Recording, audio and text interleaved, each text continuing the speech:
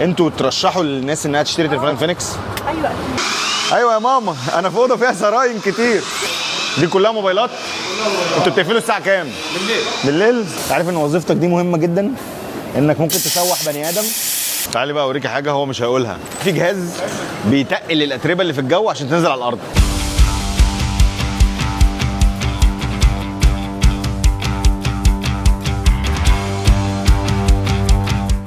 هنشوف النهارده ازاي الموبايلين دول بيتصنعوا على خط الانتاج ده من اول مرحله لغايه اخر مرحله، ونشوف الموضوع جامد ولا مش جامد. هيبقى جامد ولا مش جامد؟ جامد جامد ان شاء الله. في ثقه هنا رهيبه ما شاء الله. من بدايه من ايه بقى؟ هنا اول نقطه دي اول مرحله خالص. ايه بقى اللي بيحصل؟ ده انا شغال على سيستم اسمه ماس سيستم. ده الماس سيستم ده بيعمل لي كنترول على الجهاز نفسه، بدايه من ما بنزل المذر بورد لحد ما بطلع منتج كامل. احنا كل حاجه بتيجي لوحدها زي السماعات كده. لوحدها بالظبط. شفتي قبل كده الكاميرا الاماميه؟ شفتيها لوحدها؟ كاميرا ايه؟ بص الكاميرا الاماميه شكلها عامل ازاي؟ ادينا طبق كاميرات والنبي يعني. طبق كاميرا. ده طبق كاميرات جوسي. دي الكاميرات الاماميه بتاعت التليفونات. دول قد ايه بقى؟ 2 4 6 8 10. دول 100 كاميرا اماميه. ده طبق الكاميرات الخلفيه. طبق كاميرا. اتفرجت على كاميرات خلفيه قبل كده؟ تعالي. والله الموضوع حلو انترستنج والله. بصي دي الكاميرات بتاعت الموبايلات بتاعتكم يا جماعه قبل ما تركب، بحيث ان لو حد عنده مشكله في الكاميرا بتبقى بس الجزء ده هو اللي بيبقى فيه مشكله، وممكن ببساطه جدا ان هو يتبدل او يتغير لان هو صنع في مصر يعني. انتوا عشان كده بتقدروا تدوا ضمان 18 شهر لان انتوا اللي مصنعين. بالظبط. صح؟ يبقى كده البورده داخل عليها الكاميرا الخلفيه والكاميرا الاماميه. بيجي هنا بقى ده السيرمال جل، ده عشان الجهاز لما تزيد درجه حرارته ده بيقلل. ده زي هيت سينك كده، زي كولر يعني. ده ماكينه التست بتاع الشاشه. انا بتست الشاشه كمان قبل ما بتنزل. دي شاشات. دي الشاشات. دي الشاشه بتاعت التليفون هي بتيجي كده. يبقى انت الشاشه والبورد يعني هي تقريبا بنتكلم على 4 مراحل مثلا. لا كتير، ده لسه كل ده بص تعالي بص الشاشه من جوه عامله ازاي. دي شاشه التليفون. ده الفلاته اللي هي بتتوصل بالبورد والبطاريه. دي البطاريه والبورد. وهنا طبعا الكاميرات اللي احنا شفناها من شويه. لا الموضوع رايق. بص بقى الماشين دي بتست على الشاشه كمان. انت بتست على الشاشه؟ بيحصل ايه بقى؟ اول ما اشوف العيوب اللي بتظهر فيها. حلو قوي. وبعدين بيحصل ايه بقى؟ الحاجه اللي بتطلع فيها عيوب بنمديها ونركبها، والحاجه كمان بعديها. حلو قوي. بص انا عايز اوريكي هنا. شغالي الابيض والاسود والالوان والكونتراست صح كده؟ واو. والاخضر على الرايق والله. الشاشه عدت اهي. وانت بتشوفي الحواف؟ متاكد ان الهاوزنج تمام؟ انا بتركب فريم بقى للشاشه عشان طول ما الجهاز ماشي على خط الانتاج ما يحصلش فيها تجاريح. حلو قوي. انا بتركب بقى السماعه الداخليه والفايبريشن والجرس. ما بتمسكش حاجه بايديها، كله عن طريق القلم الماجنتيك ده. دي السماعه الداخليه والفايبريشن والجرس صح كده؟ مين مسؤول عن الفايبريشن يا جماعه؟ انت مسؤول عن الفايبريشن؟ ده كده خلاص الشغله خلصت؟ بس خلاص كده. ممكن اشتغل معاكم؟ ده السبيكر. شغلانه حلوه والله. دي كده بقى بتحط البورد مع البورد بقى على السكرين بتاع الشاشه.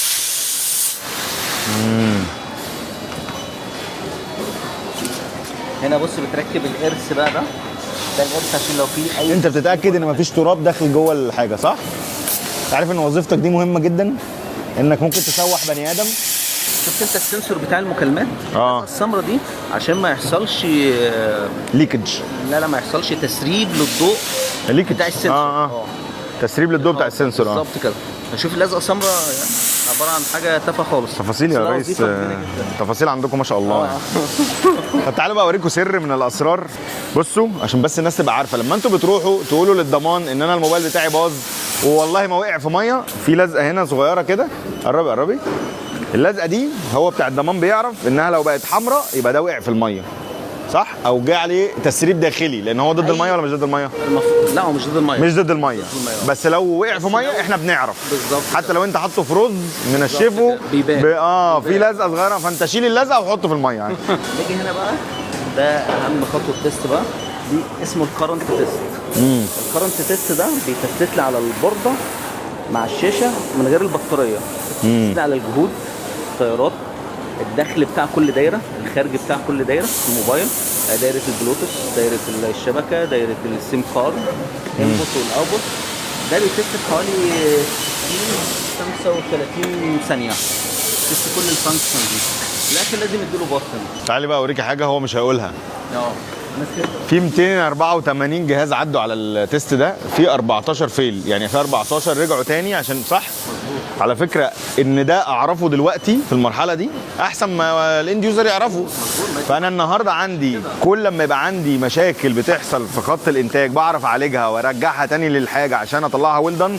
كل لما اقلل، يعني المفروض لو الست دي طلع لها 14 جهاز محتاج يرجع، لما نوصل لاخر واحده هناك المفروض يبقى زيرو بقى خلاص. فاحنا هنا اللي عدى مثلا 285 جهاز على التيست ده، التيست الاولاني اللي فيهم مشكله 14 بيتم تصنيف المشكله ايه وترجع تاني عشان تتحل، عشان لما نعدي من هنا يبقى ال 285 جهاز زائد ال 14 تمام. الجوده عندنا احنا يعني بنأكد عليها مليون في المية، لا نقل جوده عن الجهاز اللي جاي من الصين. الكواليتي كنترول هنا يعني محترم.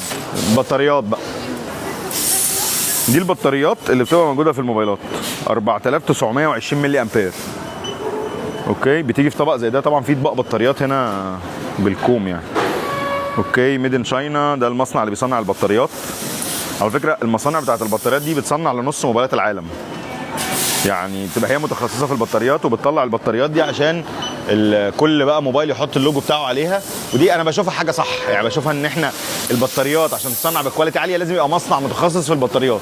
لو احنا بنتكلم على الشاشات زي ابل، على فكره لما بتيجي تصنع الشاشات بتاعتها لفتره طويله جدا كانت بتصنعها في سامسونج، ان سامسونج عشان متخصصه في الشاشات، فاحنا بنروح لمصانع متخصصه عشان نقدر نطلع الحاجه بشكل كويس. دي بطاريات تليفوناتكم يا جماعه. هو ده بيركب في انهي تليفون؟ ده الجهاز ده سمارت 8 تمام. انا عندي فيه ميزه هنا. طب انا عايز اسالك سؤال، في بطاريات اكبر من كده؟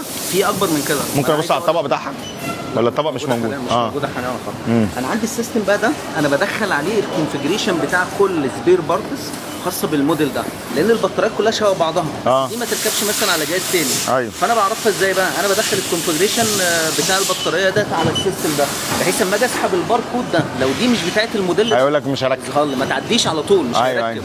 هو ده التليفون ابو 4 ستات ولا التليفون ابو 3900؟ ده اللي هو ال 3900. امال ابو 4 ستات ايه؟ بطاريه عربيه ولا ايه؟ جوده اعلى بقى شويه. انت بتتشيكي ايه؟ بتشيكي اي حاجه مش واصله صح؟ البنات والزراير والكاميرا. انت اهم واحده هنا صح؟ ان بعديك الدنيا بتخرب. ما تغيبيش بقى. ها ده الجزء بقى الهاوزنج. بصوا الفريمات، ده الفريم الهاوزنج اللي هو في الاخر بنجيب بقى الموبايل بعد ما ركب فيه البطاريه وندخله جوه هنا صح؟ بص يبدا يجهز بقى، ده الكشاف بتاع الموبايل اهو. شوف ده الكشاف. دول كام كشاف؟ ده 2 4 6 8 10 12 2 4 6 8 10 120. دول 120 كشاف موبايل؟ 120 موبايل. يعملوا 120. دول 120 موبايل.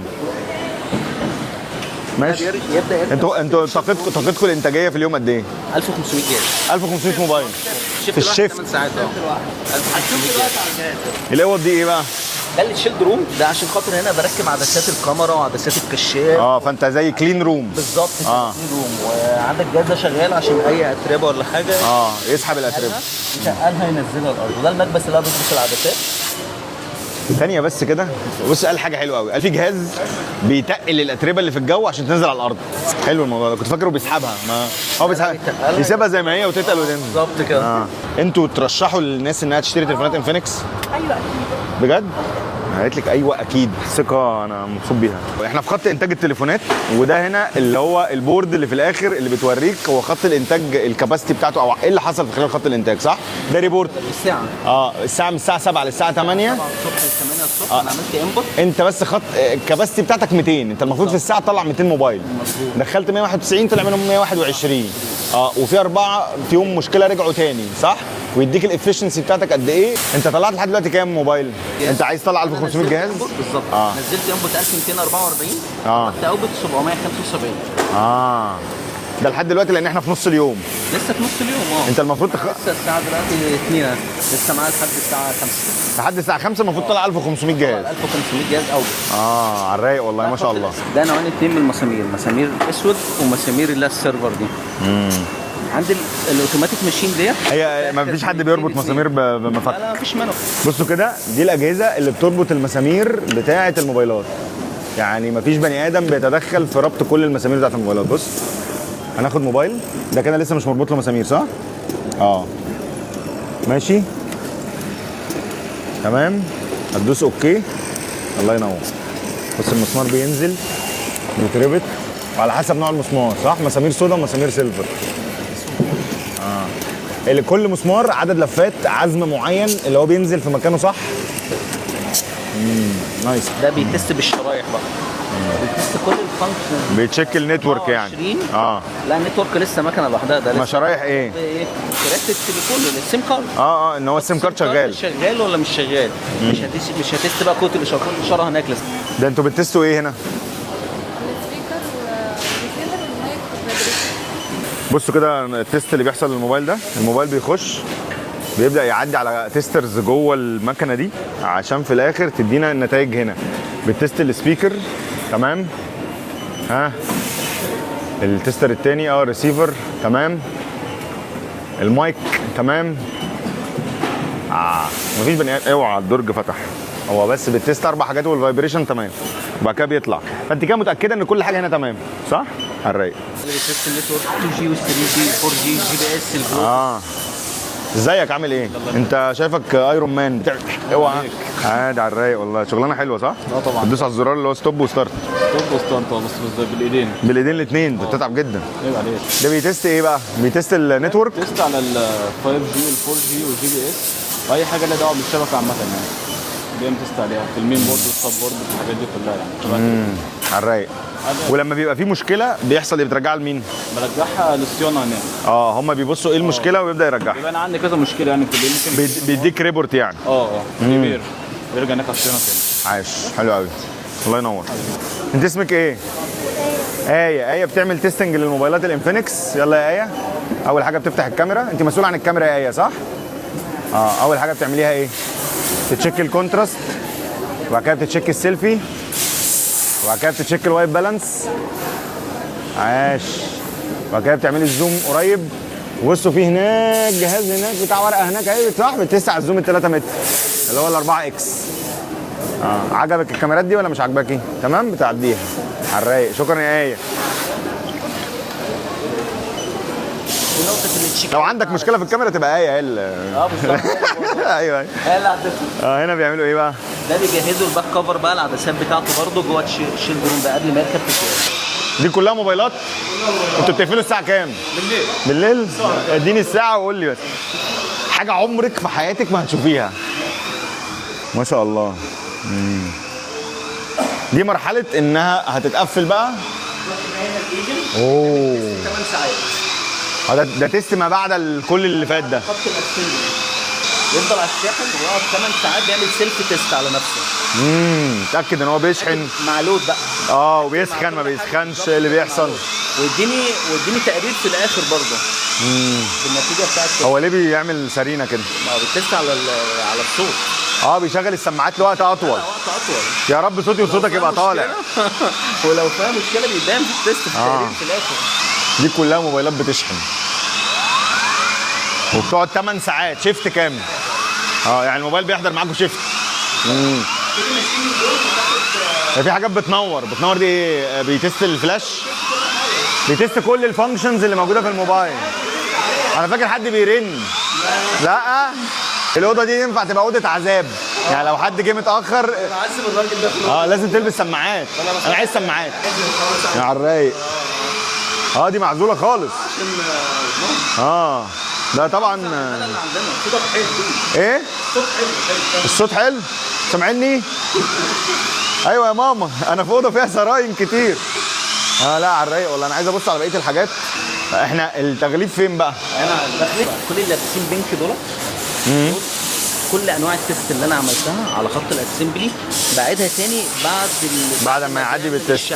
لانه لو اتاثر يقول لك بالظبط كده عشان سلام عليك تاثير ولا حاجه يبان. كل ده. يعني انتوا مصنع تيستنج بيصنع. انا حاسس صح والله التيستنج رهيب. طبعا الكواليتي ودي اللي هي مكان آية. آية. بس التليفونات اللي هنا دخلت بقى اتشحنت واتفرجت وجربت واتنورت اتنقلت من مكان لمكان لحد ما وصلت لهنا. المفروض هنا ما يبقاش عندهم مشاكل كتير. المفروض هنا بس زيرو هنا مشاكل. خلاص. هنا زيرو اصلا. هنا زيرو مشاكل. بس انا متاكد ان هو 100% داخل على الباكنج ده خلاص تمام. فلازم نعمل تيست تاني سريع. هنا بقى الابجريد بتاع السوفت وير. عمركم شفتوا الموبايلات في المصانع بينزل عليها سوفت وير ازاي؟ ده هنا اهو الكمبيوتر اللي بينزل سوفت وير لكل الموبايلات دي في نفس الوقت، صح؟ ده الاندرويد سيستم بينزل هنا يعني. ودي موبايلات كلها جاهزه عشان ينزل لها السوفت وير، واحنا بتنزلوا الكام سوفت وير كام موبايل في نفس الوقت؟ هم 4 اجهزه شغالين، كل جهاز بياخد 11، ممكن يدي سوفت ل 11 جهاز. يعني 44 جهاز بينزل لهم سوفت وير في نفس الوقت. ما شاء الله. بصوا خط الانتاج بتاع الموبايلات الانفينكس، شايفين؟ بصوا بيعدي، ايوه اهو البوكس بيتقفل، بتتاكد ان هو كل حاجه كلير. واو ماشي، البوكس اتقفل هنا اهو. دي اللي بعمل لها انبوكسنج صح؟ بتقطع الشرينك ده يخش بقى الفرن، يطلع الفرن يطلع كده. فده عدى بكل المراحل اللي فاتت دي. هات سخنه. ده سخن والله. في عايز واحد سخن لو سمحت. ده سخن فعلا. حلو. ادينا ب 10 جنيه موبايلات سخنه. تسلم ايدك والله. ده الجانب الاخر.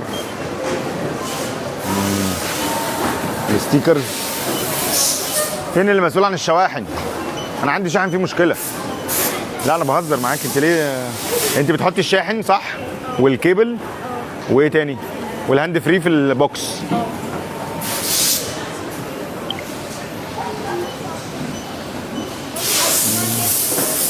احنا المطبوعات دي بتتباع في مصر ولا بتيجي من بره؟